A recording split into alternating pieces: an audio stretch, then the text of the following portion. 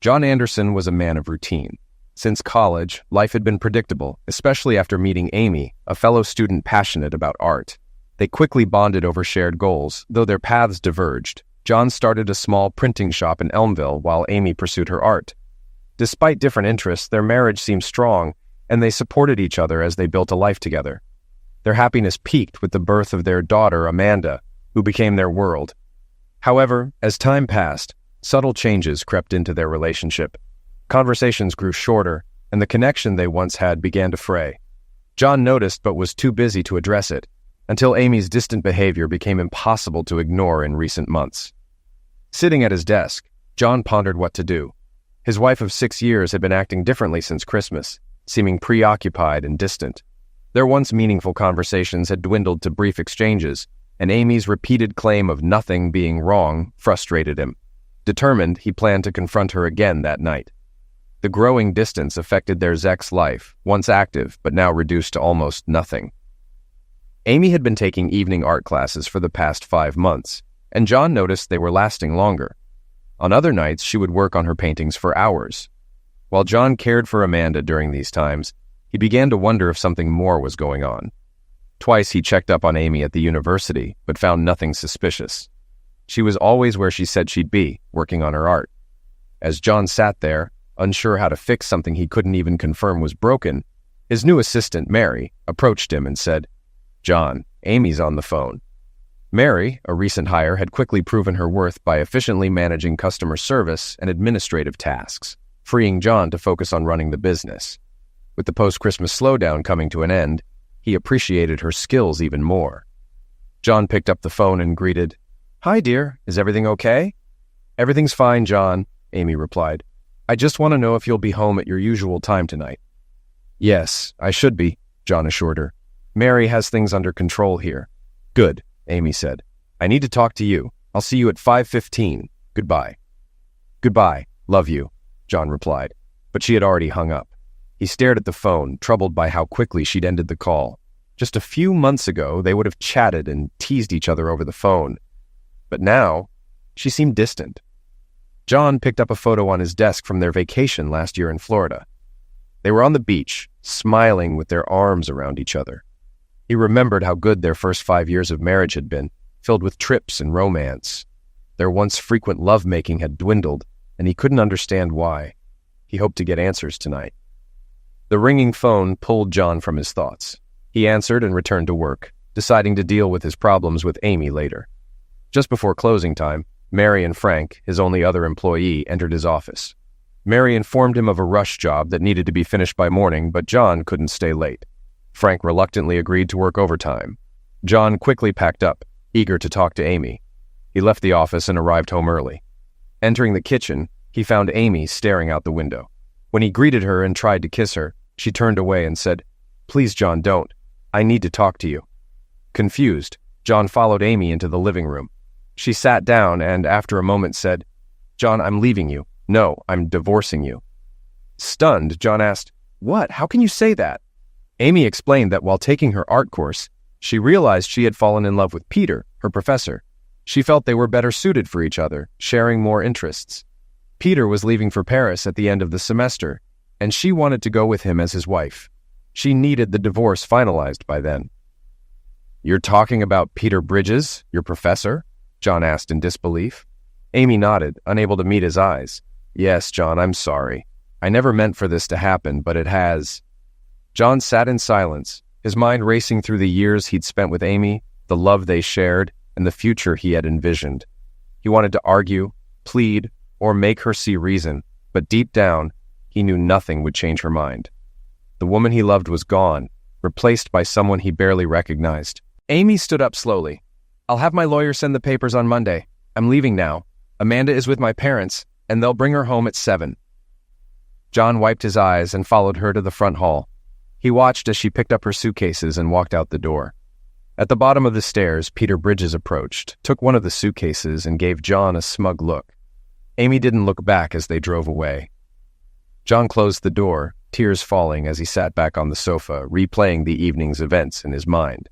Time slipped away until the doorbell rang. For a brief moment, he hoped it was Amy returning, but it was her father, Fred Holmes, who walked in. "I see she told you," Fred said, disappointed. "I can't believe she fell for that guy." Fred's wife, June, and their daughter, Barbara, followed, carrying Amanda and her things. The family's somber expressions showed they had been crying. Amanda, however, remained cheerful, unaware of the pain around her. John stood and they all hugged him, offering comfort. With no siblings and his parents gone, the Holmes family was all he had. They sat together, discussing what had happened. No one could believe it. Tears were shed again as they shared their disbelief. Around 7:30, June suggested finding something to eat, and she and Fred went to the kitchen to prepare sandwiches. Barbara handed Amanda to John, who let his daughter play in his lap, even as she tugged at his hair. Despite the sadness, Amanda's laughter brought a moment of relief. Soon they all gathered around the coffee table to eat. John wasn't hungry, but ate anyway, appreciating the company. As they ate, he observed the Holmes family, Fred and June, both retired and active, and Barbara, a 16-year-old with braces and a quiet smile. After the meal, Amanda entertained everyone by standing at the coffee table and trying to grab plates, her playful antics lifting their spirits. By 8:30, Barbara volunteered to get Amanda ready for bed, while John, Fred, and June discussed the logistics of balancing work and childcare. They decided John would need daycare, but June offered to help in the meantime. John planned to take the next day off to handle things. Barbara returned, reporting Amanda was asleep. John thanked her for her help. After more conversation, the Holmes family decided to leave. John expressed his gratitude and locked the door behind them. He checked on Amanda, who was sound asleep, then poured himself a stiff drink to calm his nerves. As he sipped his scotch, anger replaced his earlier sorrow. Amy had shattered his world, and he vowed not to make things easy for her. John went upstairs to the master bedroom and turned on the light. It was the first time he'd been there since Amy left, and he noticed the empty closet and bare makeup dresser. The attached bathroom was also devoid of her things. He turned off the light and collapsed on the bed, tears returning as he felt the emptiness inside. Amy was gone, and though he doubted he could win her back, he felt he had to try. Eventually, the scotch took effect, and he fell into a restless sleep, still dressed. He woke early, took a hot shower, and went through his morning routine, though the thought of living without Amy weighed heavily on him. After checking on Amanda, still asleep with her teddy bear, he kissed her cheek and went downstairs to prepare breakfast. He made coffee, found cereal for both himself and Amanda, and forced himself to eat despite having no appetite. His thoughts remained on Amy, but he knew he needed to focus. John brought out his briefcase and did some work at the kitchen table until he heard Amanda waking. After changing and dressing her, he fed her breakfast. When Amanda realized it was her father feeding her and not Amy, she began to cry, and John struggled to calm her. Eventually, he distracted her with a toy, and she settled down. He called the office and left a message for Mary to contact him. When she called back, he explained he'd be working from home for most of the day, but would stop by later. He didn't mention what had happened. Soon after, June arrived to care for Amanda while John finished his work. By 10 o'clock, he joined June and Amanda in the living room. June noticed John's exhaustion and commented on it. John admitted he'd slept poorly, aided only by scotch, but resolved to get through this for Amanda's sake.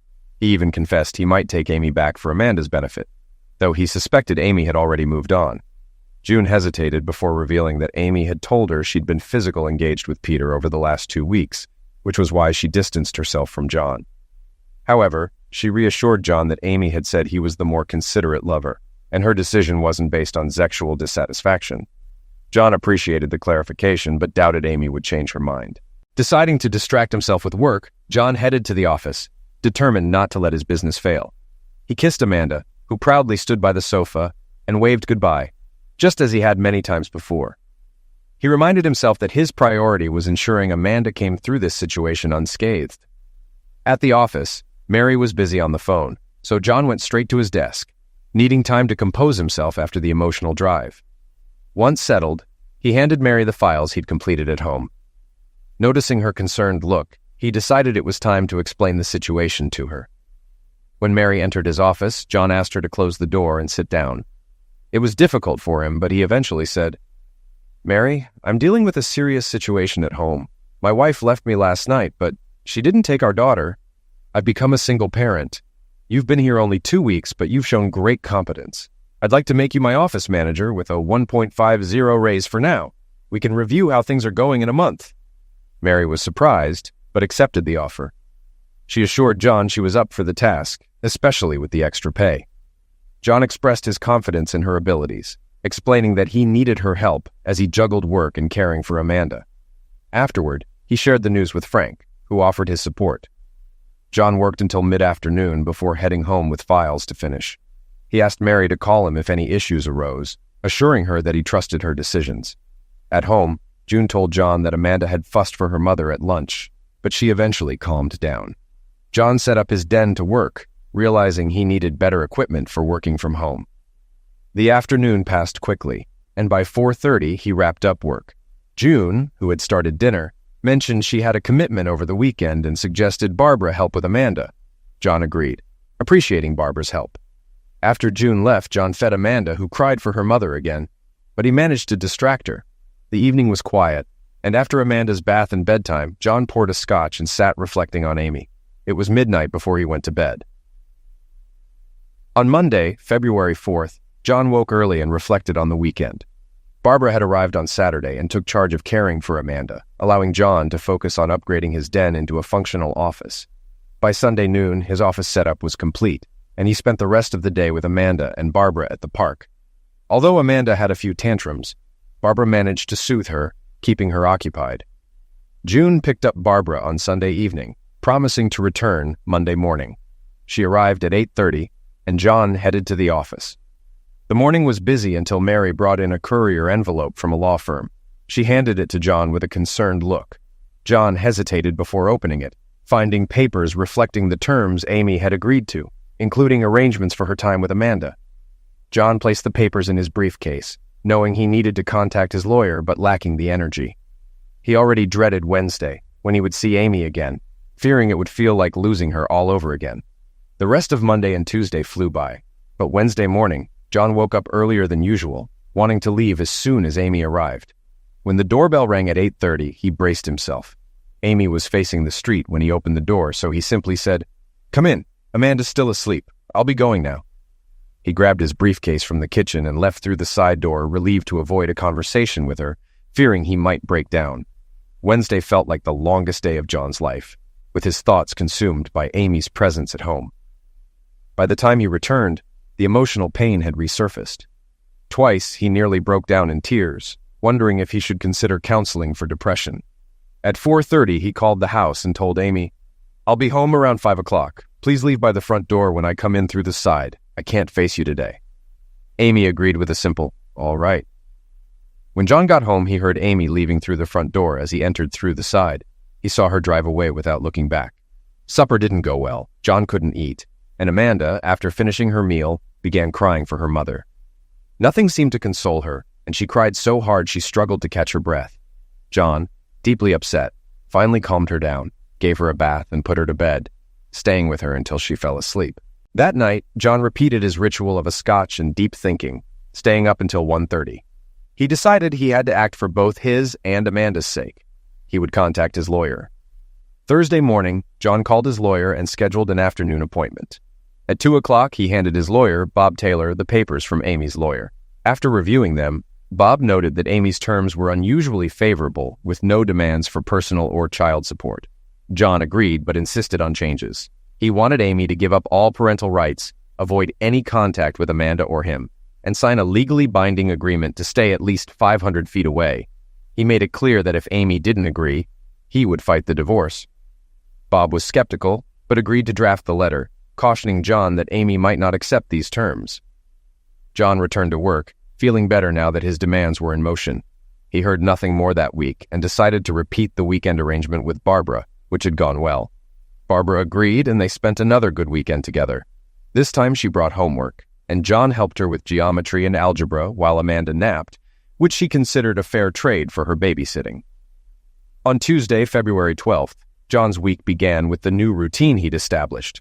He worked from home, connecting to the office through his new computer setup. Mary managed the office well, rarely needing his input. The business pace had picked up, and all 3 employees stayed busy. Just before noon, John received a call from his lawyer, Bob Taylor, asking him to come in for a 2 p.m. meeting. When John arrived, Bob smiled and said, "I don't know how you did it, but Amy agreed to all your terms. I've never seen a divorce settled so quickly with such serious conditions. Her lawyer will send the signed documents later today. Once you sign, we'll forward your copies." John was shocked but relieved. After signing, he left the office early, telling Mary he would work from home for the rest of the day and possibly the week. Working from home went smoothly on Tuesday, but the next few days were challenging. John tried managing both work and caring for Amanda on his own, but the demands of parenting often interrupted his work. By Friday evening, after putting Amanda to bed, John poured a scotch and realized he needed a better plan. The solution came to him easily. He decided to visit his in-laws over the weekend to discuss his idea. After breakfast on Saturday, he called June, and they arranged a visit at 2 p.m. She also invited them to stay for dinner, which John gladly accepted. When they arrived, Barbara immediately took charge of Amanda, which fit perfectly with John's plan. He joined Fred and June in the living room and shared the recent events, including Amy giving up her parental rights. Both were shocked but understood John's reasoning. John then proposed his idea, having Barbara move in and help care for Amanda after school, allowing him to work at the office in the evenings. He explained that his growing business needed his attention, and Barbara could be compensated for her help. This arrangement would also allow Fred and June the freedom to travel. He emphasized that they should discuss it with Barbara and decide soon. June agreed that it was a promising idea and suggested they discuss it with Barbara after dinner and give John an answer the next day. They all agreed, and the topic wasn't brought up again during the visit. After a pleasant evening, John and Amanda returned home, spending a quiet Saturday night together. On Sunday morning, John received the expected call from June. She told him that Barbara was excited about the idea, and both she and Fred agreed it could work. Since there was some time pressure, Fred offered to come over that afternoon to help set up Barbara's room. When Fred arrived, John showed him the house layout. The master bedroom and bath were on the right at the top of the stairs, with Amy's former studio on the left. Amanda's room and the main bathroom were next, and at the end of the hall was the guest bedroom. John and Fred cleared out the guest room, removing unneeded items to make space for Barbara's things. They decided to put Barbara's computer desk, bookshelf, and study desk in Amy's old studio. Fred offered to buy a rug, blinds, and curtains for Barbara's spaces, since John would be busy with work and Amanda. They also planned to add child-proof gates to the stairs. On Monday, February 18th, John called Mary to let her know she should contact him on his cell for any emergencies. He also instructed her to leave any evening printing jobs for him as long as Frank had other work. The day went smoothly with only 2 brief calls from Mary. At 3 p.m., Fred, June, and Barbara arrived with enough of Barbara's belongings for a 2-week stay. They helped set up her room and settled in. John thanked them, kissed Amanda goodbye, and headed to the office. Once there, he called a meeting with Frank and Mary to explain his new schedule. John outlined that he would arrive around 3 p.m., handle calls and meetings during business hours, and work on files and printing after 5 p.m., aiming to reduce Frank's overtime. Frank and Mary saw no issues with the plan, and they continued their work.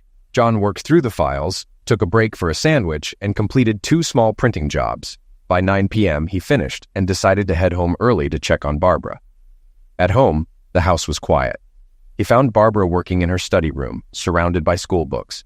She was in her pajamas, focused on her homework. John asked how things were going, and Barbara mentioned Amanda had been a bit fussy but otherwise fine. She also asked for help with her math homework, which John gladly provided after freshening up. As they worked together, John noticed Barbara was more comfortable around him, smiling more easily. Though she still blushed when their hands accidentally touched, their relationship had grown stronger. The rest of the week went smoothly. John and Barbara established routines. John prepared breakfast, Barbara packed lunches and fed Amanda, and John took over Amanda's care once Barbara left for school. On 2 evenings, John finished work early and joined Barbara for dinner, appreciating her cooking skills. On another evening, he stayed home longer so Barbara could study for a test, then returned to the office and worked late. Their first weekend under the new arrangement also went well. Barbara watched Amanda while John worked on Saturday afternoon, and John spent Saturday evening with Amanda while Barbara went out with friends. On Sunday, John invited Fred and June over for dinner to discuss the past week. They agreed that everything had gone well and decided to make the arrangement permanent. Barbara's remaining clothes would be brought over during the week, and John would arrange temporary guardianship papers so he could handle any school or emergency situations. 2 bank accounts would be set up, one for Barbara's wages and another for her clothing, incidentals, and allowance, funded by her parents. Fred and June were excited to start traveling in their motorhome and planned to prepare it in the coming week. They also decided to buy a dolly to tow their car and aimed to leave in 2 weeks. The next 2 weeks passed quickly, with John and Barbara refining their routines. One emergency arose when a major client needed to meet with John unexpectedly. He asked his neighbor, Vicky Pierce, a 60-year-old widow, to babysit Amanda. Vicky enjoyed it and offered to help any time, which relieved John's worries.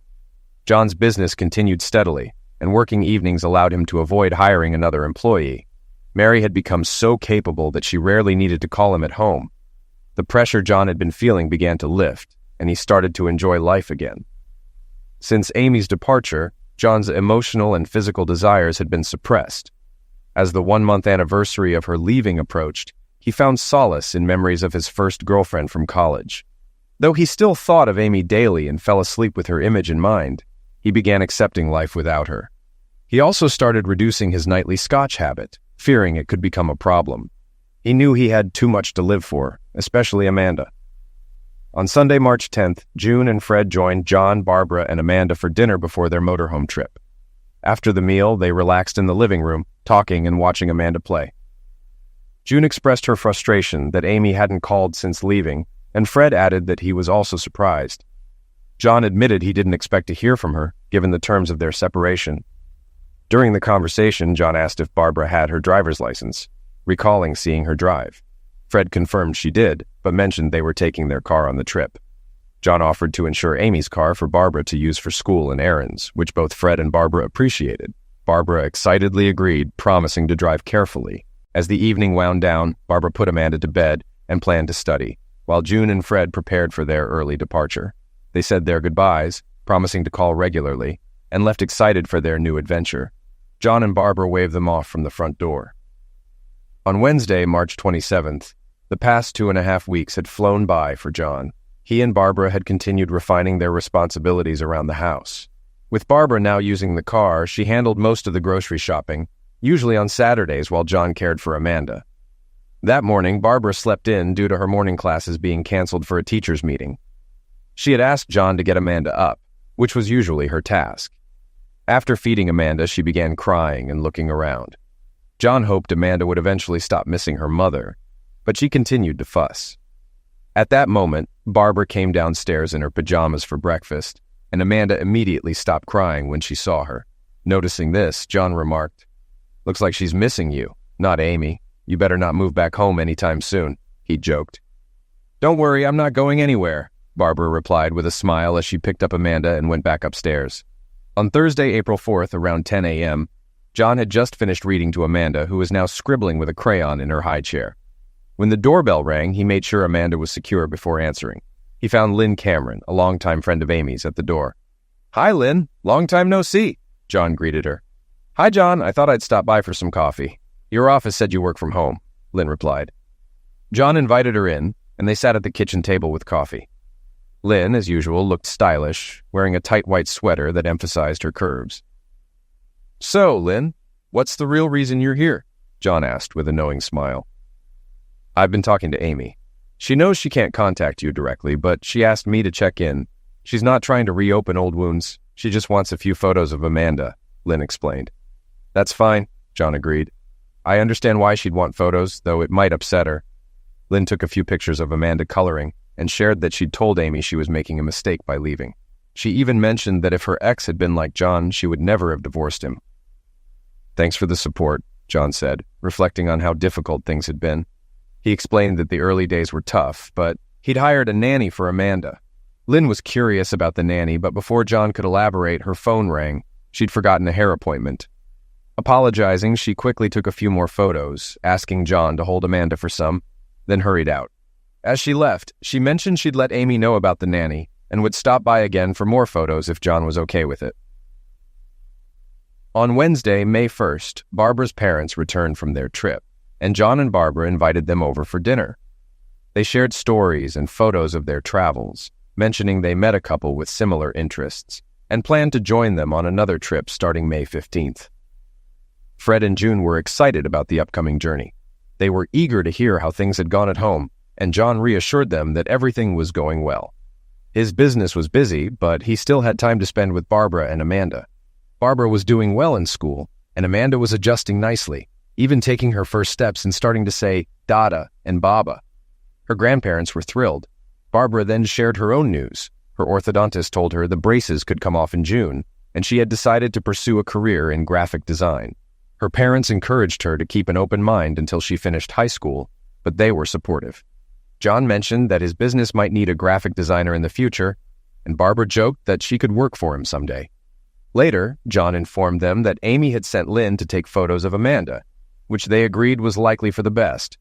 They also noted that they still hadn't heard from Amy.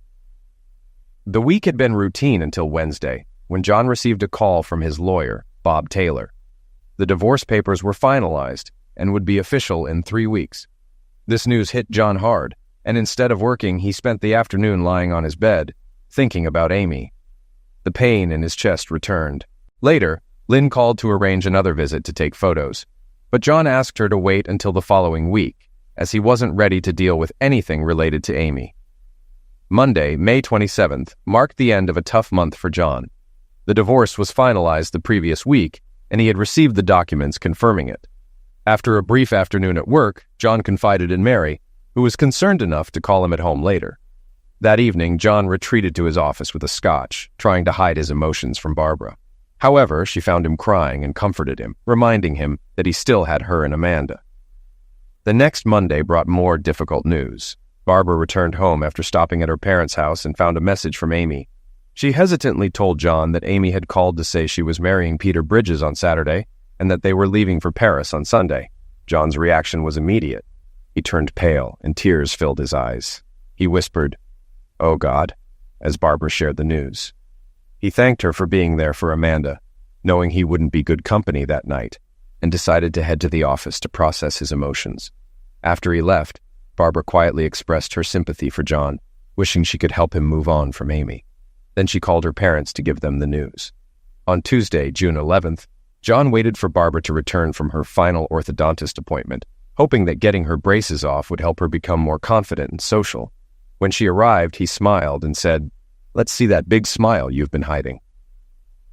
Barbara flashed a smile, and John encouraged her to show it more often, telling her she was beautiful. Barbara, touched by his compliment, hugged and kissed him on the cheek, and John blushed in response. By Monday, July 1st, John's work had kept him busier, so he hadn't joined Barbara and Amanda for dinner as often. He decided to make the holiday weekend a family time. He spent Saturday doing chores and cooking while encouraging Barbara to go out with her friends that evening. John spent the night playing with Amanda, reading to her, and putting her to bed with lullabies. When Barbara returned at 11:30, they watched Saturday Night Live together, laughing and sharing jokes. On Sunday, they visited the local zoo with a friend of Barbara's, and John enjoyed watching the girls have fun while he pushed Amanda in her stroller. They had dinner at a family restaurant, and the girls helped keep Amanda entertained. On Monday, they enjoyed a picnic at the park, where Barbara brought another friend. While Amanda played, the two girls socialized with other friends. Later, they ate ice cream and enjoyed the fireworks. That night, after Amanda was asleep, Barbara thanked John for the great weekend, hugged him, and headed to bed, leaving John with a smile. A week later, June and Fred returned from their trip and spent many weekends and evenings visiting with John, Barbara, and Amanda. They shared stories and photos, enjoying family time together. John adjusted his work schedule to spend more evenings with Amanda and give Barbara time with her friends. Once a month, Lynn Cameron visited to take photos of Amanda, sending them to Amy in Paris. During one July visit, Lynn hinted at her interest in John, suggesting he could ask her out. John politely declined, saying he wasn't ready, but Lynn made it clear she wanted to be first in line when he was. In early August, John overheard Fred and June discussing what to get Barbara for her birthday on August 17th. Realizing he needed to get her a gift as well, he began thinking about what to buy. On the morning of Barbara's birthday, Saturday, August 17th, John woke up early to prepare a special breakfast. When Barbara came downstairs, she was surprised to see a "Happy Birthday, Barbara" banner, a festive tablecloth, and candles on the table. "Good morning, birthday girl," John greeted her, serving her favorite blueberry pancakes, as her mother had mentioned. Barbara, touched by the effort, thanked him. After breakfast, John gave her a card and a gift certificate for a day at Domenico's beauty spa. Barbara was thrilled and hugged John tightly, though he gently pulled back, feeling a bit uncomfortable. He kissed her forehead and wished her a happy birthday. Later, at her parents' house, Barbara's mother teasingly pointed out that the spa package included a bikini wax, embarrassing Barbara. The conversation soon shifted, and she eventually laughed it off. On Tuesday, September 10th, Barbara started her senior year of high school. With her first class at 11 a.m., she relaxed at home until she heard the doorbell and John greeting someone. Curious, she peeked downstairs and saw a well-dressed woman taking photos of Amanda. The woman flirtatiously touched John's chest, and Barbara overheard her say, "I'll hold you to that next month for sure," followed by laughter. Feeling uneasy, Barbara returned to her room, wondering who the woman was and why she acted that way with John. Later, she asked John about the visitor, and he explained that it was Lynn Cameron, a friend of Amy's, who took monthly photos of Amanda. Still concerned, Barbara left for school, deep in thought. On Wednesday, October 16th, it was a warm fall day, and John was outside with Amanda, who was dressed without a diaper as part of her toilet training.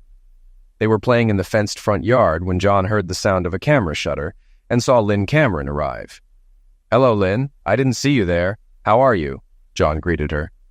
"I'm good, but I'd be even better if you took me out for dinner this weekend." "How about it?"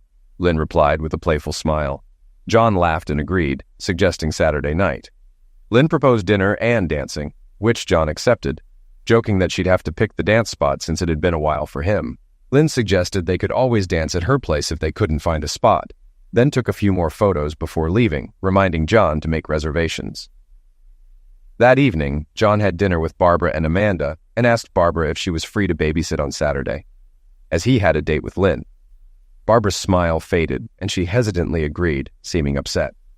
After John left for work, Barbara, feeling emotional, confided in Amanda, worried that John might be serious about Lynn.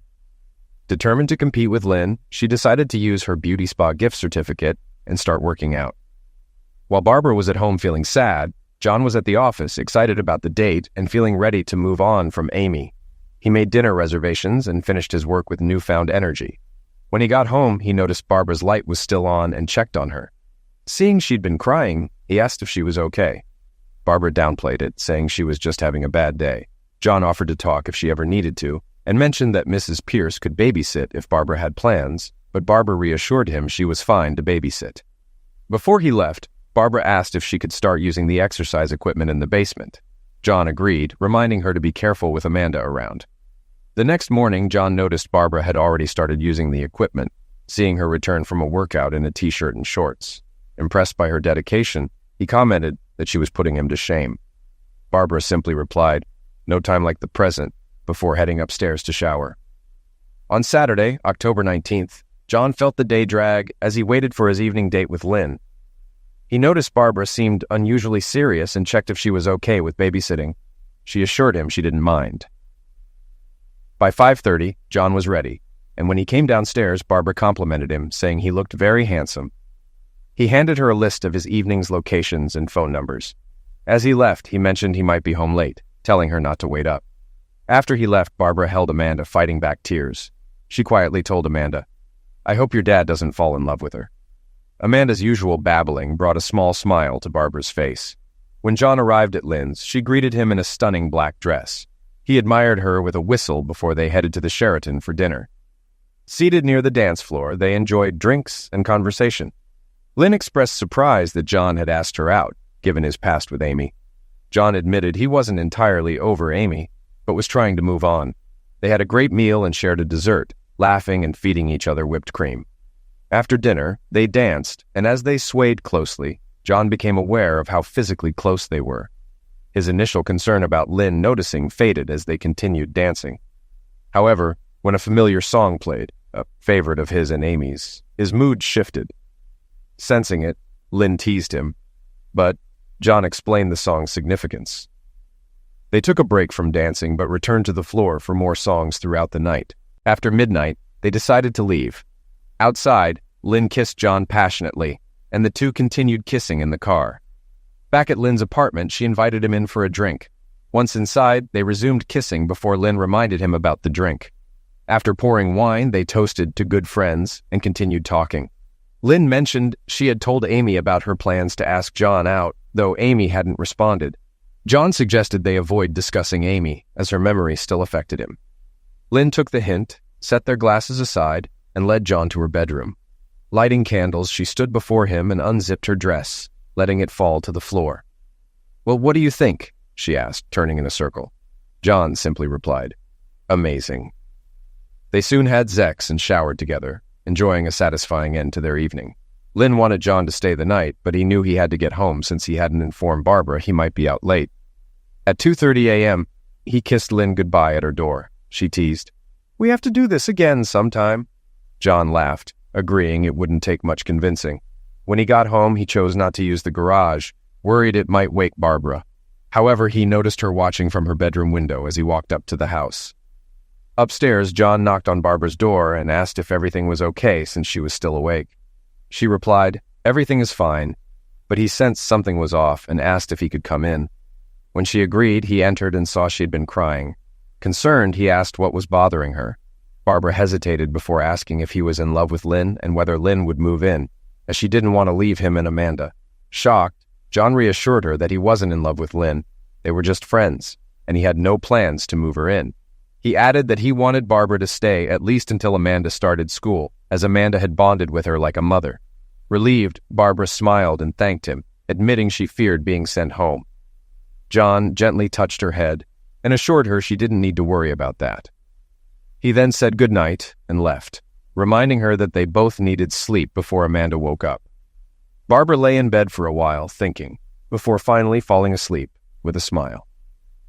On Wednesday, October 23rd, John was ready to leave for work when Barbara came home from school, smiling.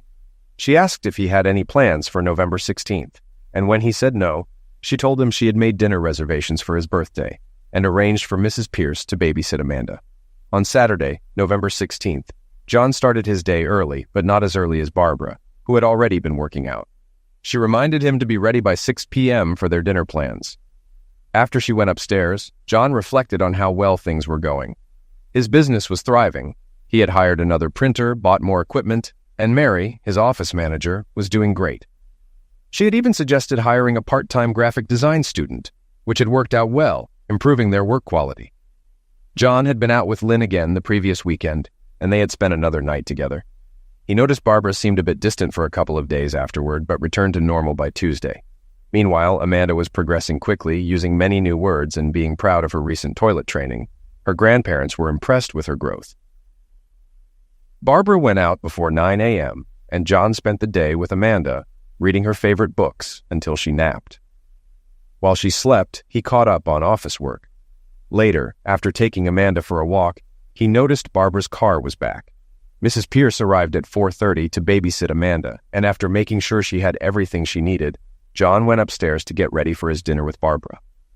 At 5:30, John was downstairs when Barbara appeared. Mrs. Pierce exclaimed, "Oh my gosh, Barbara, just look at you." John turned and immediately understood why. Barbara's ponytail was gone, replaced by a stylish cut with highlights. Her makeup was flawless, and she had clearly had a manicure. She wore a black dress with a knee-length skirt and spaghetti straps, carrying a matching purse. "Barbara, you look amazing," John said. "You've gone from 17 to 21 since this morning." "Thank you, John. I used up your gift certificate. It was time for a change, and this made it possible," Barbara replied, grinning from ear to ear. Mrs. Pierce turned Barbara around for John to see the full transformation, adding, "Barbara, you've really grown from a girl into a woman."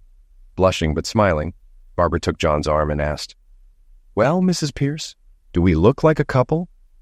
"You sure do," Mrs. Pierce responded. "We need a picture." John retrieved his camera, and Mrs. Pierce took several photos of them. Then it was time to leave. John helped Barbara into the car, and as they drove off, he asked, "So, where are we going?" "I reserved a table at the Sheraton dining room.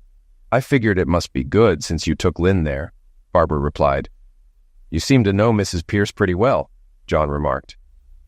"She comes over sometimes when you're at work. We talk a lot. She's really nice," Barbara explained. At the Sheraton, they were seated quickly.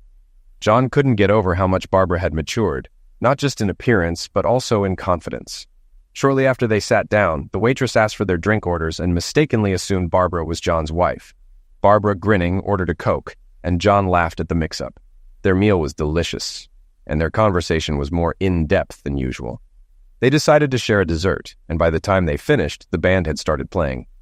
John noticed Barbara watching the dancers, so he asked if she wanted to dance. "I'd love to," Barbara said, mentioning that her dad had taught her to slow dance. They danced 3 songs together before the music sped up.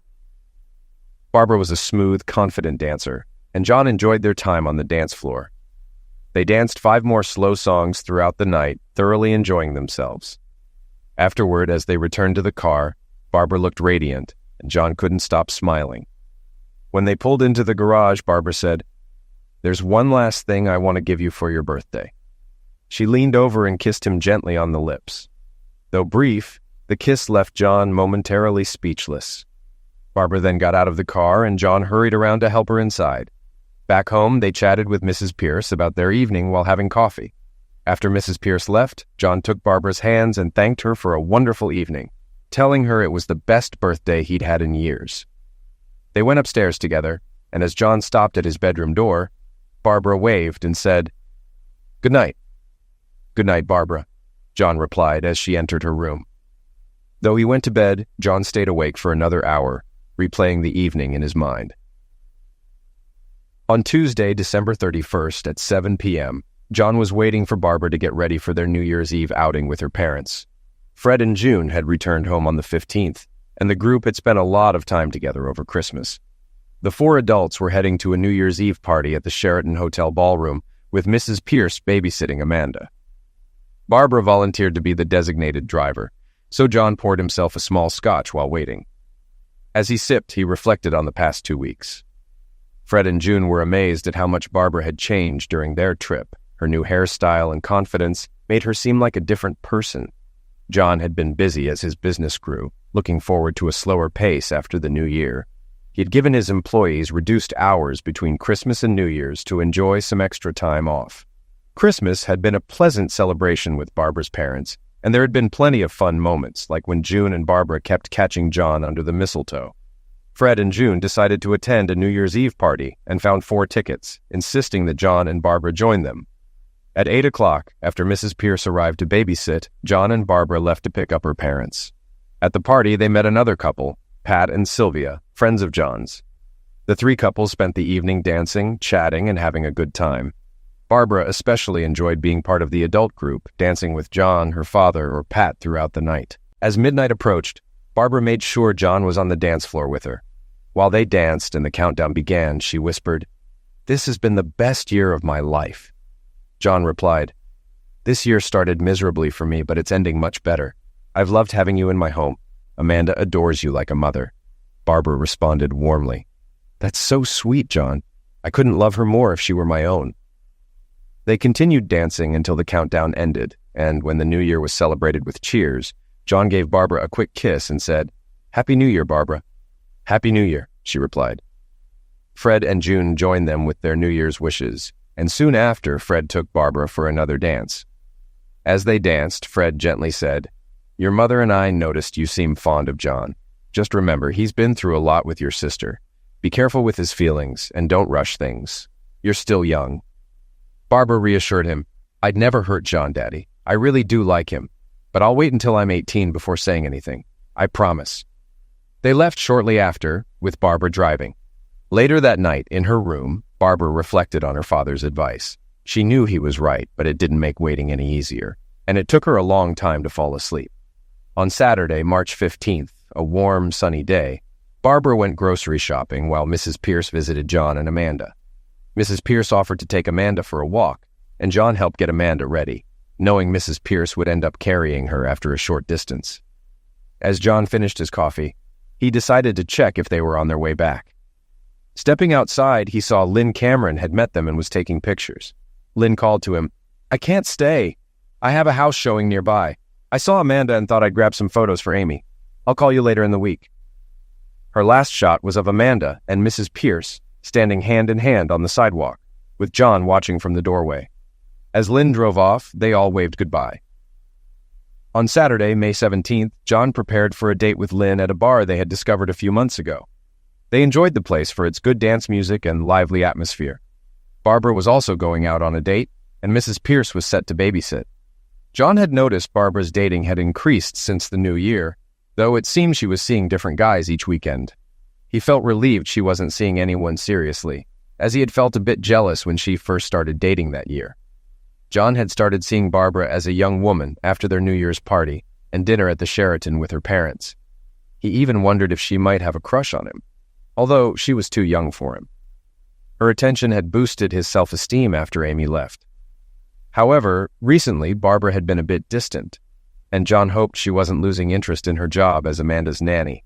As John left for his date, he met Barbara's date at the door, an average-looking teenage boy who seemed flustered when John asked him not to keep Barbara out too late. John picked up Lynn, and they spent a pleasant evening dancing and talking before heading back to Lynn's apartment for coffee. While waiting for the coffee to brew, John kissed Lynn, and soon they moved to the living room, where they ended up making love. Afterward, Lynn revealed that she had met someone new, Mark Arnold, and wanted to pursue a serious relationship with him. John agreed that their connection was more physical than emotional, and they both acknowledged that it was time to move on. The next morning, Sunday, May 18th, John was having coffee when Barbara, fresh from a workout, joined him at the table. She asked about his date, and John shared that Lynn had met someone else, so they wouldn't be seeing each other anymore. Barbara seemed relieved that Lynn hadn't hurt John like Amy had. After finishing her juice, Barbara headed upstairs, clearly pleased, while John remained at the table watching her go. On Saturday, June 21st, Barbara graduated from high school, and her parents, John and Amanda, attended the ceremony. Barbara was thrilled to receive an unexpected award for being the third best student in her class. She credited John for helping her succeed in math and made sure to get pictures with him and Amanda. As they posed for photos, John began to see Barbara as more than just a schoolgirl. She was now a woman, and he wondered if she would continue living in his house while attending university. As he reflected on his life, John realized how much things had changed since his divorce from Amy. He hoped that Barbara would still be part of his future and not just a memory he would mourn over a late-night drink. On Sunday, August 17th, Barbara celebrated her 18th birthday while traveling in Minnesota with her parents, leaving John and Amanda behind. Before leaving, Barbara was concerned about Amanda's care, but John arranged for Mrs. Pierce to babysit. After just 2 days, John and Amanda already missed Barbara, with Amanda especially fussy and insistent that only Barbara could care for her. However, she eventually settled with Mrs. Pierce's help, allowing John to focus on his growing business, which had recently secured a major contract, keeping his staff busy and increasing his own workload. John had gifted Barbara a laptop before she left for university, along with a bouquet of roses, which she appreciated. As the week went on, John missed their morning workout sessions together, though he continued them, noticing positive changes in his physique. On Thursday, John invited Lynn over for coffee, and she took some photos of Amanda before they chatted on the patio. Lynn shared how well her relationship with Mark was going, though his insecurity about her past with John was a concern.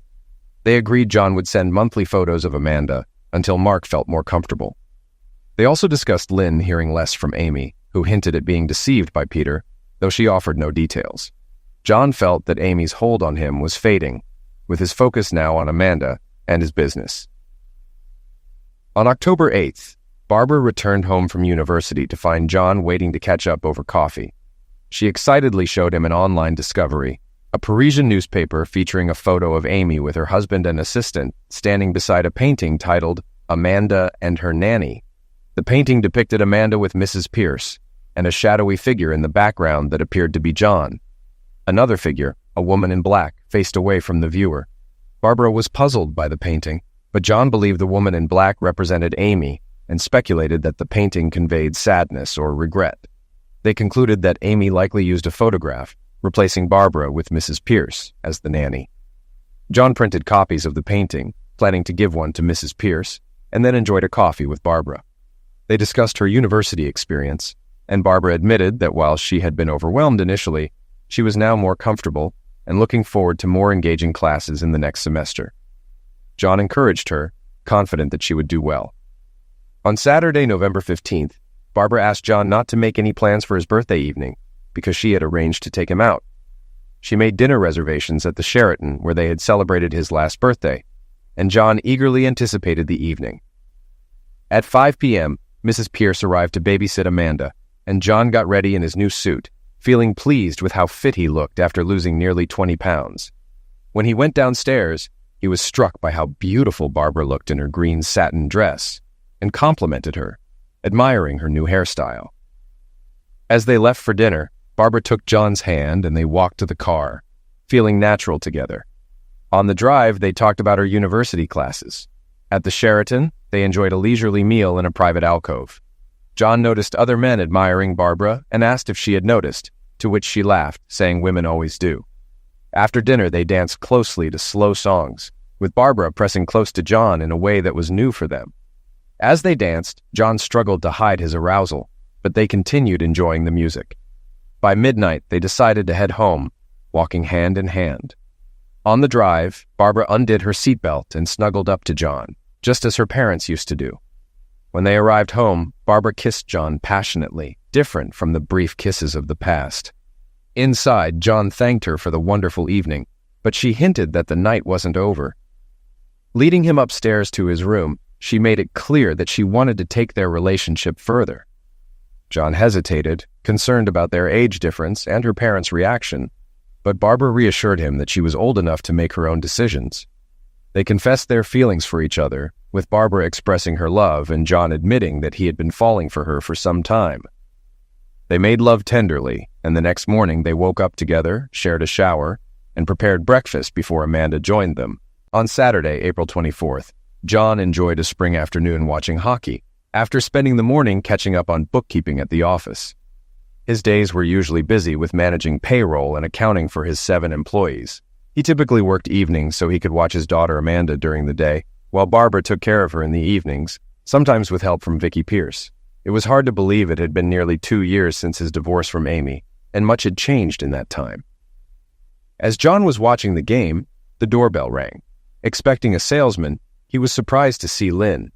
She explained that she was engaged and had been away on a cruise, which is why she hadn't returned his calls. But her visit wasn't about her engagement. It was about Amy, who was back in town and wanted to see him and Amanda. After thinking it over, John agreed to see her. Lynn brought Amy inside, and John noticed how much she had changed. She was slimmer, with shorter hair. After some small talk, Amy began explaining that leaving John was the biggest mistake of her life. She had discovered that Peter, the man she left John for, had lied to her. He was already married twice before, and his behavior mirrored his past, which deeply hurt Amy. As Amy was sharing her regrets, the door opened, and Amanda, excited about getting ice cream, ran into the room. John introduced Amanda to Amy, who was now crying, and they shared a brief hug. But just then, Barbara entered the room, and Amy was shocked to see her younger sister there, now grown up and without braces. Barbara explained she had been living with John and Amanda as Amanda's nanny, while their parents were traveling. The situation took another surprising turn when John revealed that Barbara had legally adopted Amanda, and that he and Barbara had married during a trip to Las Vegas. Stunned, Amy left the house in shock, with Lynn following to comfort her. After Lynn helped Amy to the car, she returned to the house, concerned about Amy's state. John assured Lynn that they would help Amy get back on her feet. As Amy left, visibly upset, John and Barbara stood together, with Amanda asking why her first mommy was crying. Barbara gently explained that Amy was very sad.